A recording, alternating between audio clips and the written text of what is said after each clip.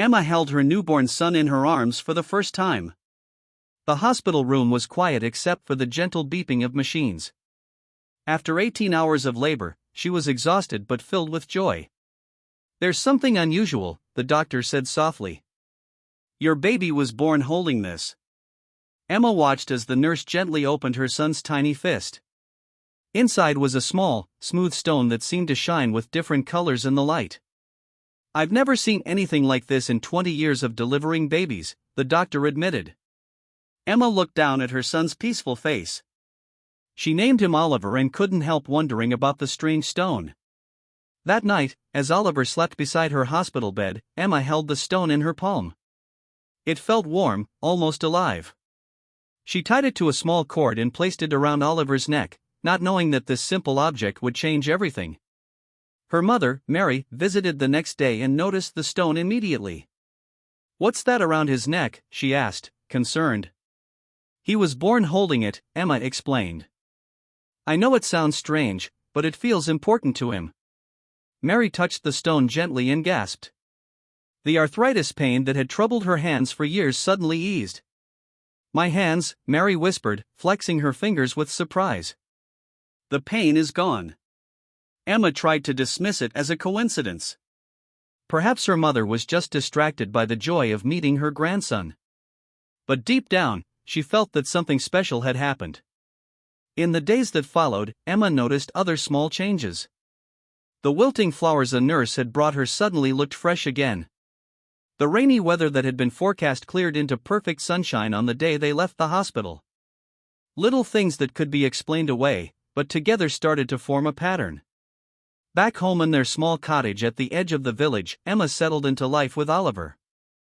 He was a calm baby who rarely cried. The stone remained on its cord around his neck, and Emma found herself reluctant to remove it even during bath time. Their family doctor, Thomas, came to check on them during their first week home. "Well, you both look remarkably well," he said after examining them. "Most new mothers I see are completely worn out by now." Emma realized she did feel unusually good. Despite the sleepless nights and demands of caring for a newborn, she had energy and felt more clear-headed than she had in years. When Thomas reached to check Oliver's heartbeat, his hand brushed against the stone. A look of surprise crossed his face. "What is this?" he asked, touching the stone. "He was born holding it," Emma explained again, now used to telling the story. The doctors couldn't explain it. Thomas held the stone between his fingers for a moment. "My old football injury has bothered me for 20 years, he said slowly. "But right now, I can't feel the pain at all." As he left their cottage that day, Thomas turned back with a curious expression. "Keep that stone safe, Emma. There's something special about it." That night, as Oliver slept in his crib, Emma sat by the window looking out at the stars. She thought about the stone and what it might mean. Was it just a strange object, or was it something more? The world felt different now, full of possibilities she had never considered before. A week later, her neighbor Janet came to visit with her son Peter, who had suffered from terrible asthma since he was a toddler. While Janet and Emma had tea, Peter played nearby on the floor with some toys next to Oliver's basket. Suddenly, Emma noticed Peter reaching curiously toward the stone around Oliver's neck. Before she could stop him, he touched it gently.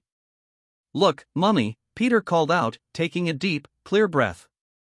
"I can breathe better." Janet rushed to her son, listening to his chest with amazement. "He sounds clear," she said in disbelief. "No wheezing at all." That night, Emma gently held the stone while Oliver slept. It seemed to pulse with a subtle light, almost like a heartbeat. She knew then that their lives would never be the same. This wasn't just a strange rock, it was something that could help people, heal them somehow. "What are we going to do?" she whispered to her sleeping son. But deep down, she already knew the answer. They would have to find a way to use this gift to help others, no matter how it might change their quiet life. The ENDBE Oliver's first birthday, Emma could no longer ignore the strange things happening around them. The small garden behind their cottage bloomed better than any in the village. Her headaches, which had troubled her since she was a teenager, had completely disappeared. Most surprising was what happened to their elderly neighbor, William. He had been very ill with cancer, but after holding Oliver one afternoon, his doctors found his condition improving dramatically. "It's as if someone turned back the clock," William told Emma, his eyes bright with tears. "I felt warmth spreading through my body when I held your boy." Emma tried to dismiss these events as coincidences until the night she found Oliver standing in his crib, the stone blowing softly between his small hands. When he saw her watching, he smiled and said clearly, despite having spoken very few words before, "Mummy, it helps people." That night, Emma couldn't sleep. She watched her son and wondered what this all meant for their future. The stone wasn't just a strange birth story, it seemed to have a purpose. As word spread through their small village about Oliver's lucky presence, more people began to visit. Some came with flowers or small gifts, asking if they could hold the baby for just a moment. Emma noticed how they always managed to touch the stone, and how their faces changed afterward, brighter, lighter, as if a burden had been lifted. The visits became more frequent. Mrs. Thomas from the bakery brought her son who couldn't speak well. After touching the stone, he began forming clear words. Old Mr. James, who walked with 2 canes, found he could move more easily after spending time with Oliver. Even the vicar's wife, who suffered terrible migraines, found relief. Emma began to worry. What if someone tried to take the stone? What if they wanted to use Oliver for the wrong reasons? She started being more careful about who she let into their home. One rainy Tuesday, a man in an expensive suit knocked on their door. He introduced himself as Dr. Wilson from a research hospital in the city. "I've heard about your son," he said, his eyes moving to the stone around Oliver's neck. "I'd like to run some tests on that stone. The hospital would pay you well." Emma felt a chill run through her body. "I'm sorry, but no," she said firmly. "The stone belongs with Oliver." Dr. Wilson left his card, saying he would be back. After he drove away, Emma held Oliver close, feeling protective and afraid. That night, a fierce storm hit the village. Rain pounded on the roof, and lightning flashed through the windows. Emma woke to a strange light filling Oliver's room. She rushed in to find him sitting up in his crib, the stone glowing brighter than she had ever seen it. "Mummy," Oliver said, pointing to the window. "Help coming." Emma looked outside and saw a car stuck in the flooding road. A family was trapped inside as water rose around them. Without thinking, she grabbed Oliver, wrapped him in a blanket, and rushed outside into the storm. As they approached the car, Oliver reached out his small hand, the stone glowing through his fingers. The water around the car began to recede, just enough for Emma to help the family, a mother, father, and their young daughter, to safety. Back in their cottage, the rescued family dried off by the fire. Their daughter, Lily, had been very ill. They had been driving to the hospital in the city when the storm caught them. "We heard about your son," the father, Robert, admitted. "We were desperate." Emma saw the same desperate hope in their eyes that she had seen in so many others. When Oliver crawled over to little Lily and placed his hand with the stone on her forehead, Emma didn't stop him. The glow spread from the stone to the sick child.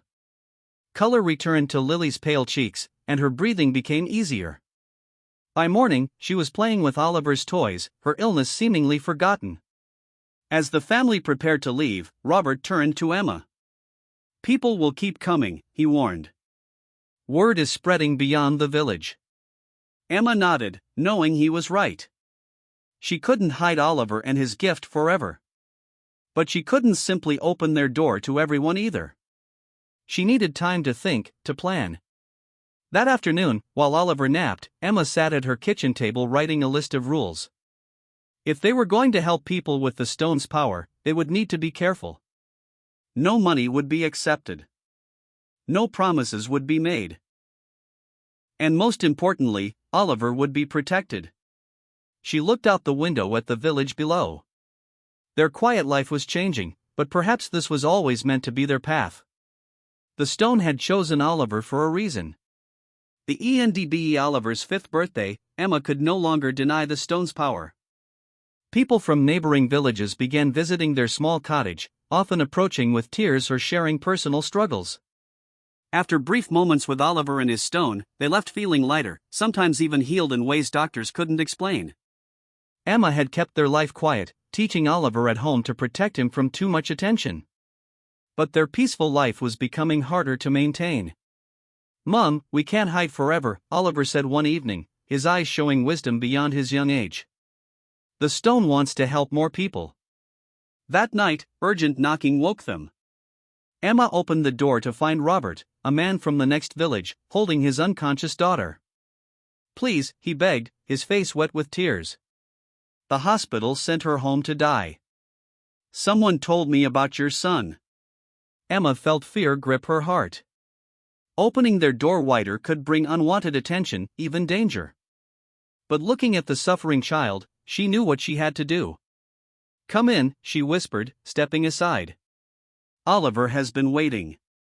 Robert carried his daughter, Lily, into their small living room and laid her gently on the sofa. The child's breathing was shallow, her skin pale as moonlight. Oliver, who had followed Emma downstairs, walked over to the sick girl without being asked. "She has a shadow inside her," he said simply, placing his small hand with the stone against her forehead. Emma and Robert watched as the stone began to glow. The light seemed to spread from Oliver's hand into Lily's body, growing brighter until it hurt their eyes to look directly at it. For nearly an hour, Oliver sat beside the girl, sometimes humming softly, sometimes silent. The stone's light pulsed like a heartbeat. Finally, Lily opened her eyes and took a deep breath. Color had returned to her cheeks. "Daddy," she said, her voice small but clear. "I'm hungry." Robert fell to his knees, weeping with joy. "The doctors said she wouldn't last the week," he explained through his tears. "They said the cancer was too far gone." As dawn broke, news of what had happened spread through the village like wildfire. By midday, 3 more families had arrived at Emma's door with sick loved ones. By evening, there were more than a dozen people waiting outside. Emma felt overwhelmed. She hadn't planned for this. Oliver seemed happy to help, but she worried about him becoming tired or being used by others. That night, after everyone had gone, Emma sat with Oliver by the fire. "Are you all right with all these people coming to see you?" she asked gently. Oliver nodded. "The stone chose me to help them, Mum. But we need rules." The next morning, Emma put a sign on their gate.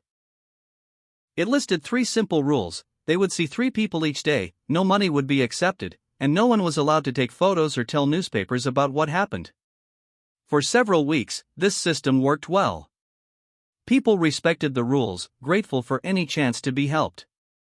Oliver seemed to know instinctively which people he could help the most. Some left completely healed, others with their pain eased but not gone. "The stone can't fix everything," Oliver explained to his mother. "Sometimes it just gives comfort." One rainy Tuesday, a sleek black car pulled up outside their cottage. A well-dressed man and woman got out and knocked firmly on the door. "Mrs. Taylor," the woman asked when Emma answered. "I'm Dr. Gray from the National Research Institute. We've heard about your son's remarkable abilities." Emma felt her heart sink. This was exactly what she had feared. "We would like to conduct some tests on the stone," Dr. Gray continued. "In a controlled environment. The potential benefits to science could be enormous." Behind the doctors, Emma could see more cars arriving. A van with a television logo on the side. A car with government plates. "I'm sorry, but Oliver isn't available for testing," Emma said firmly, beginning to close the door. The male doctor put his foot in the doorway. "Mrs. Taylor, I don't think you understand. This isn't really a request. What's happening here could be important for the entire world." Before Emma could respond, Oliver appeared beside her. He looked at the doctors calmly, the stone glowing softly at his neck. "The stone doesn't work that way," he said simply. "It doesn't work in laboratories. It works through people who care." As if on cue, the stone flashed brightly, just once. The doctors stepped back, blinking in surprise. When they looked again, their expressions had softened. "Perhaps we've been too hasty," Dr. Gray said, her voice gentler now. "We should talk more about this before making any decisions." That night, Emma realized they had reached a turning point. They couldn't stay in the village anymore. Too many people knew about Oliver and the stone now. They needed to find a safer place, somewhere they could help people without drawing so much attention. "We'll leave tomorrow," she told Oliver as she tucked him into bed. "We'll find a new home." Oliver nodded, his eyes already closing with sleep. "Don't worry, Mom," he murmured. "The stone will show us where to go." Within months of leaving their village, Emma and Oliver had found a new home deep in the countryside. Their small cottage sat at the edge of a forest, far from main roads and curious eyes. Yet somehow, people still found them. Word had spread about the boy with the healing stone, passing from person to person like a whispered promise. Emma created simple rules: no newspapers, no money accepted, no guaranteed promises, but still people came, driven by desperate hope. Not everyone was healed completely. Oliver explained in his childlike way that the stone couldn't change what was meant to be, only ease suffering and sometimes help the body heal itself. But the changes they witnessed daily were enough to maintain their belief in what they were doing. On a cool autumn morning, Emma was preparing breakfast when she heard the sound of a car coming up their long driveway. She looked out the window and saw a black car she didn't recognize. Her heart beat faster with worry. "Oliver," she called. "Someone's coming." Oliver, now 7 years old, came to stand beside her at the window. "It's all right, Mum," he said, touching the stone that still hung around his neck. "They're not here to take us away." The car stopped, and a tall man in a suit stepped out. He looked important but kind. Emma opened the door before he could knock. "Good morning," the man said. "My name is Professor James. I've been looking for you for quite some time." "We don't want any tests or studies," Emma said firmly. Professor James shook his head. "That's not why I'm here. I'm here because I believe your son is not alone. There are others like him." Oliver's eyes widened. "With stones like mine?" "Yes," Professor James replied. 7 in total, by my research. Children born holding stones with unusual properties. I've found 3 others so far. He opened his briefcase and showed them photographs of children from different parts of the country. Each child wore a stone similar to Oliver's, though the colors and shapes varied slightly. "May I?" Professor James asked, gesturing toward Oliver's stone. Oliver nodded, and the professor gently touched the stone. It glowed brighter at his touch, and the professor's face relaxed with relief.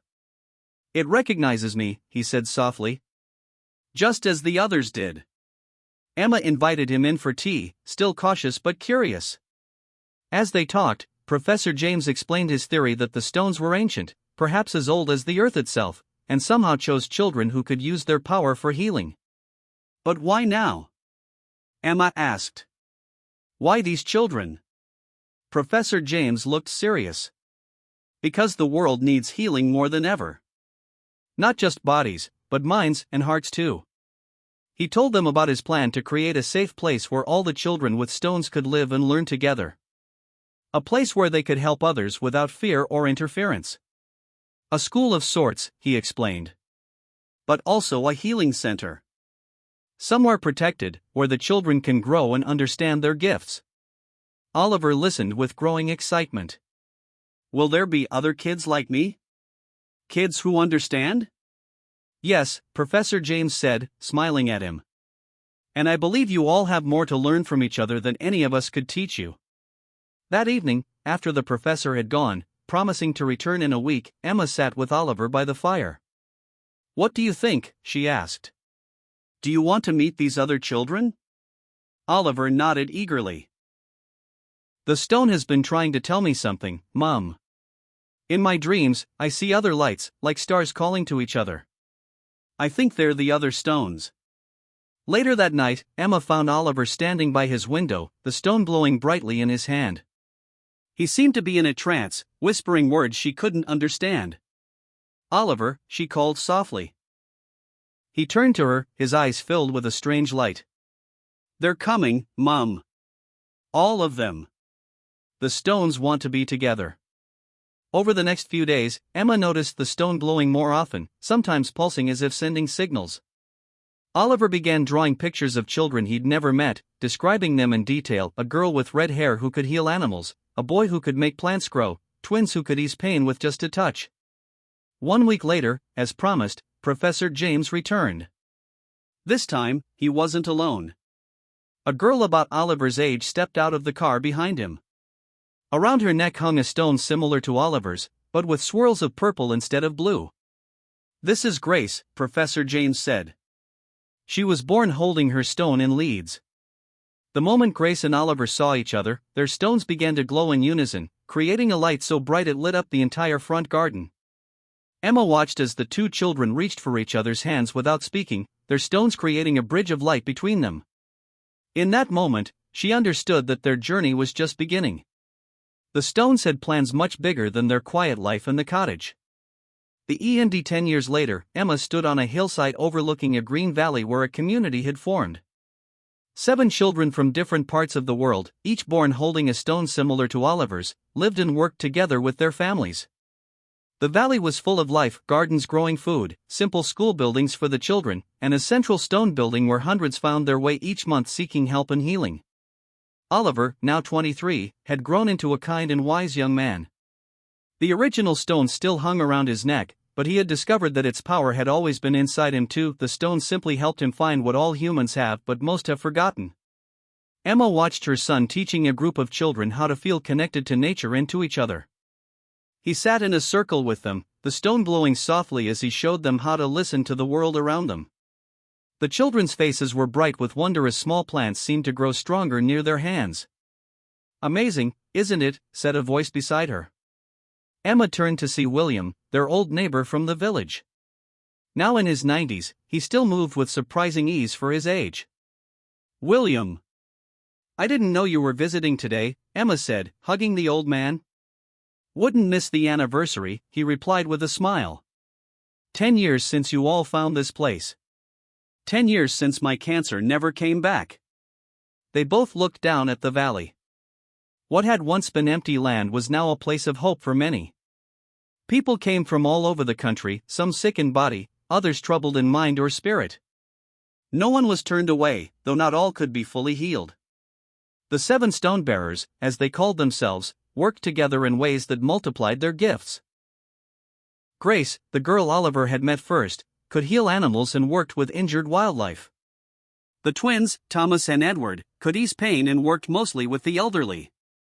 Young Lily could help plants grow and manage the gardens that fed them all. Michael could sense emotions and help those with troubled minds, while Peter could purify water with his stone. And Hannah, the youngest, seemed able to bring joy even to the saddest hearts.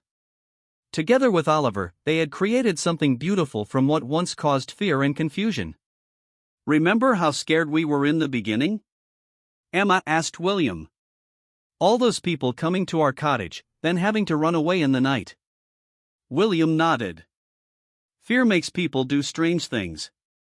They wanted to take what they didn't understand." Below them, a bus arrived, bringing new visitors to the healing center. Emma watched as Grace and Michael went to meet them, stones glowing gently at their necks. "Oliver was right all along," Emma said softly. "The stone wasn't just for us. It was never meant to be hidden away." As if hearing his name, Oliver looked up from his group of children and waved to his mother. Even from this distance, Emma could see his smile, the same smile he'd had as a baby, filled with light and hope. Later that evening, the community gathered in the main hall for a celebration dinner. Long tables were filled with food from their gardens. Children ran between the tables, laughing. Those who had come for healing sat with those who lived in the valley, sharing stories and breaking bread together. Emma sat next to Oliver at the head table. The other 6 stone bearers sat with them, their stones creating a gentle rainbow of light around the table. "I have news," Oliver said when everyone had eaten. The room fell quiet. "We've found another stone bearer. A baby girl born in Scotland last month." Excited whispers filled the room. It had been 3 years since Hannah, the last stone bearer, had joined them. "How many do you think there are?" Emma asked softly. Oliver touched his stone thoughtfully. "The stones have always been here, waiting for the right time, the right people. I think there will be more as the world needs more healing." As the evening ended, Oliver walked with his mother back to their cottage on the edge of the valley. The moon was bright overhead, casting silver light over the peaceful community they had built. "When you were born holding that stone," Emma said, "I was so afraid. I thought our lives would be ruined by it." Oliver smiled and took her hand. "And instead?" "Instead, it gave us purpose. It brought us here, to all these people who needed help. To all these friends who became family." They reached their cottage and stood for a moment, looking back at the lights of the community below. "The greatest healing wasn't what the stones did for bodies," Oliver said quietly. "It was showing people how to care for each other again." Emma nodded, thinking of how far they had come from that hospital room 16 years ago. From fear to purpose.